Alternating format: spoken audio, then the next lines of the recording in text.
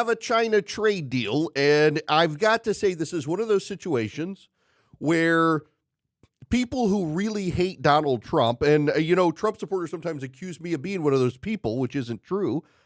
I may criticize him. I don't hate the guy, but there are a lot of people who do, and they can't see straight when it comes to things Donald Trump does. They are not willing to give him credit or give him a deal. And he actually got a good deal with China at the perfect time. There are signs that our economy, particularly among small businesses, is slowing, but the Chinese economy is worse.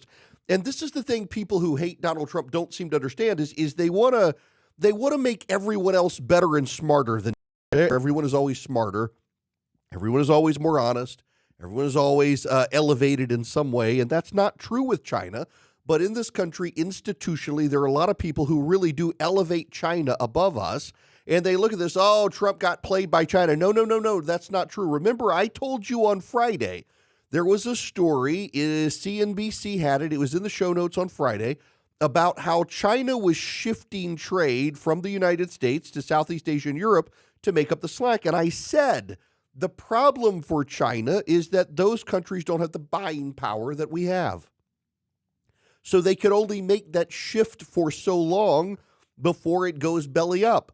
It's always a kabuki theater, everybody playing out. We know exactly how it's going to wind up. We know exactly what positions people are going to take. Let me surprise and dazzle you by surprisingly, I guess, for Trump supporters, saying this actually was a good deal by Donald Trump. Now, it's not a great deal because the tariffs are still in effect and tariffs are bad, but compared to where we were, it's good, and it put China in a position where the Chinese had to negotiate with us.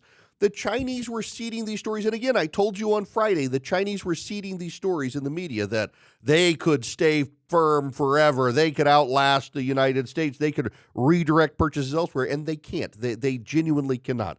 Now, here is Scott Bessent, the Treasury Secretary, who is talking about the deal with China and the parameters of it. To what was a very positive process.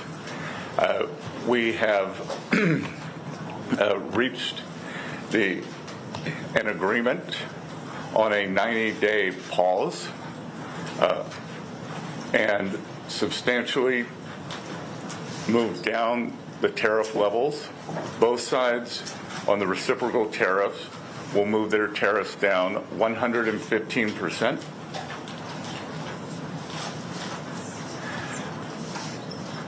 We had very robust discussions. Both sides showed great respect. Listen, this is a good deal. Now, a little more here from Bessent, because, again, if you listen to Donald Trump, fentanyl and the fentanyl crisis, much of it manufactured in China, flows through into our borders. It comes from China. It's causing a problem. This is Bessent on that issue. This does not include any sector-specific tariffs that have been put across all of our trading partners. And as the ambassador said, I think he would agree with me that the upside surprise for me from this weekend was the level of Chinese engagement on the fentanyl crisis in the United States.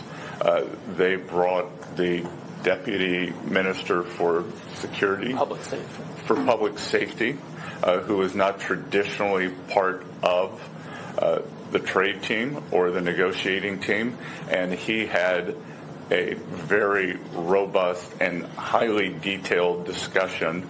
Now, one more clip from Bessent. He went on television, also talking about this, I think, on CNBC perhaps, or Bloomberg, and was interviewed about this and said one more thing that perked my ear.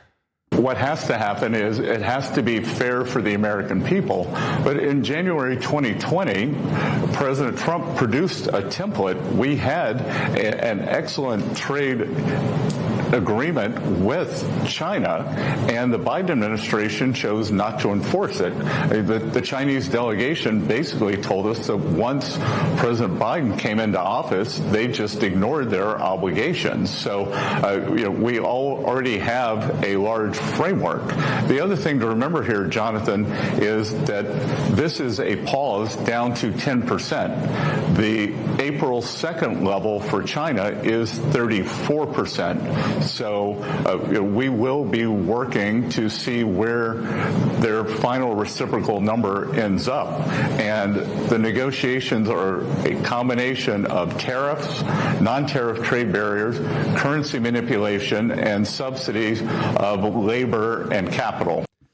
So notice when Biden was around, the Chinese knew they could just ignore stuff and they didn't have to engage. Of course, typical. That's kind of a recurring theme with a lot of people. So the deal is this. Our tariffs go down pretty dramatically to 30%. It's the 10% baseline tariff and a 20% tariff that's essentially a punishment for the fentanyl situation, down from 145%. That 20% tariff will go away if the Chinese show real gains and progress in cutting the supply of tariffs. This will last for 90 days while they have further conversations about currency manipulation and the like.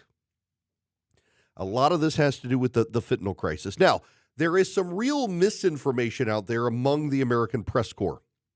CNN got it started with a story over the weekend. It was in my morning email this morning. I linked to it. There was a 12-hour period the other day where no ships left Chinese ports for the United States. No ships left China during a 12-hour period. Now, thinking, well, that's not a big deal. It's just 12 hours. Actually, that's actually a very big deal because it does suggest a slowdown. But the way CNN's headline reported it is no ships left China. Not no ships left in a 12-hour period, but no ships left China, period. And this was run, Jonathan Lemire, Politico, MSNBC, and others all ran with it and says, ships aren't leaving China. There are no ships coming. The ports are going to be empty. In fact, there was another story that the port of Seattle was empty. You know why the port of Seattle is empty?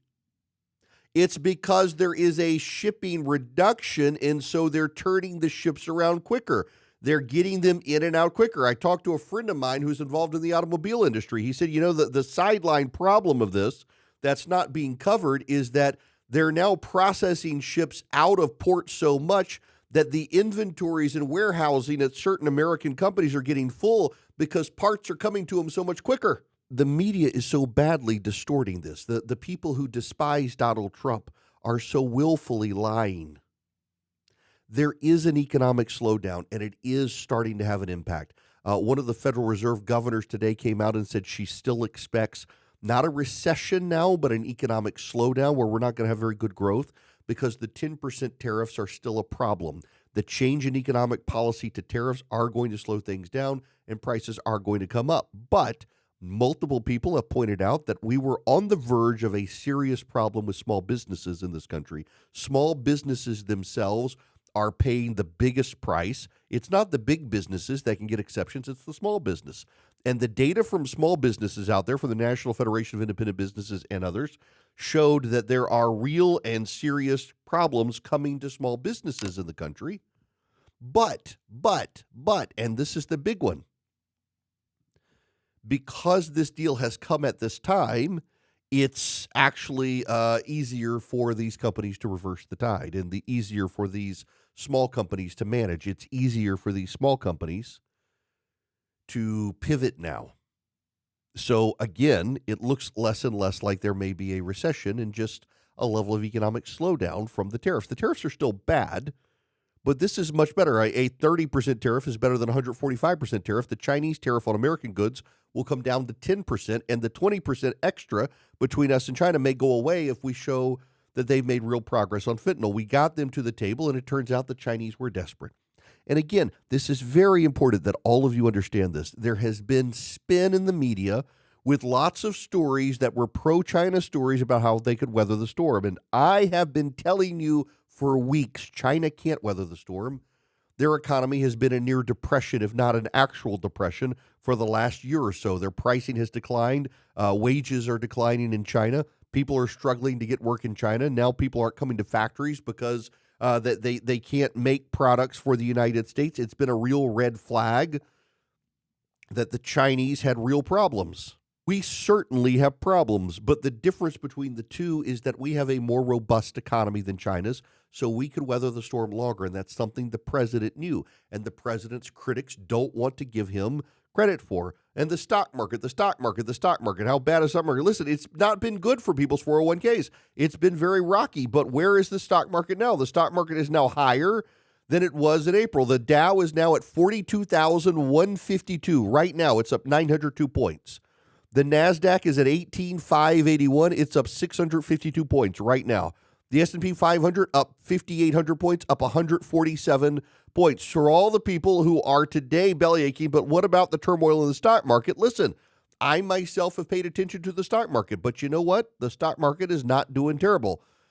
In February, the Dow was at 44,711. It is now at 42,151. So yes, it's gone down roughly 2,000 points since February when all this started, but it got all the way down to 37,645 in April, and now it's back up to 42,000.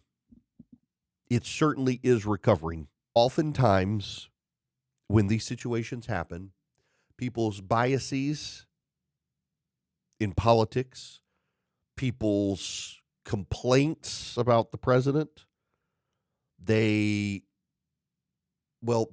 shade how they see things. And I try to tell everybody that to be as objective as you can. Nobody can be completely objective, but try to be as objective as you can. It is true. The Dow is down 2,212 points from its high. It is also true that the Dow is up over 5,000 points from its low a month ago.